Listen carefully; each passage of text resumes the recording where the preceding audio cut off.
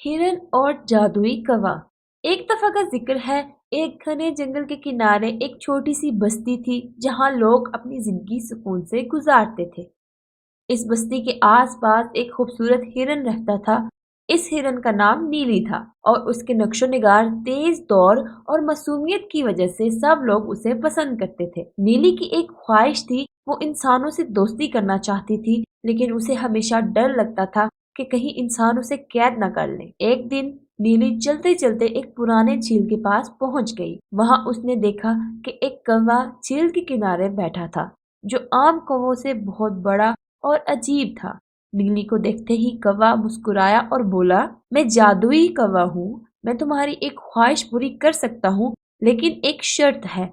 तुम्हें अपनी ख्वाहिश के साथ ईमानदारी से जीना होगा, और अगर तुम अपने फायदा के लिए किसी को नुकसान पहुंचाओगी तो तुम्हारी ख्वाहिश वापस ले ली जाएगी। नीली ने सोचा, ये एक अच्छी बात है, और उसने कहा, मैं इंसानों से दोस्ती करना चाहती हूँ, लेकिन बिना किसी डर के। जादुई कौवे ने अपने पर हिलाए और नीली को एक नया जादू मिला। उसे लोग देख नहीं सकते थे, लेकिन वो लोगों की मदद कर सकती थी और उनकी जिंदगी में खुशी भर सकती थी। नीली बहुत खुश हुई और बस्ती में आने लगी। वो देख रही थी कि किस तरह से लोग अपनी जिंदगी गुजार रहे हैं। कोई बीमार था, कोई परेशान और कोई अकेले। नीली ने अपनी छुपी हुई ताकत का इस्तेमाल करना शुरू किया।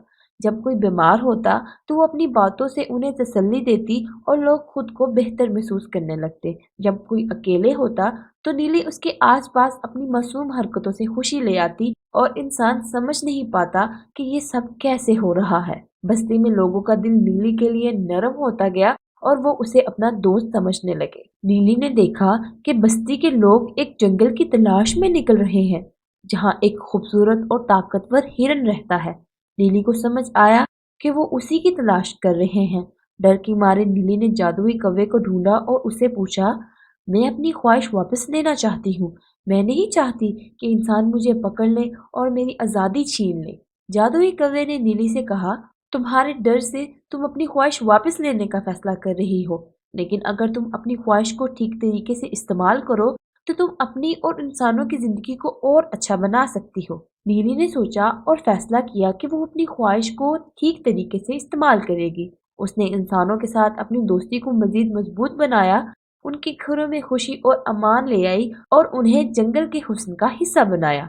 धीरे धीरे बस्ती के लोग नीली के साथ अपनी खुशियां और गम बांटने लगे।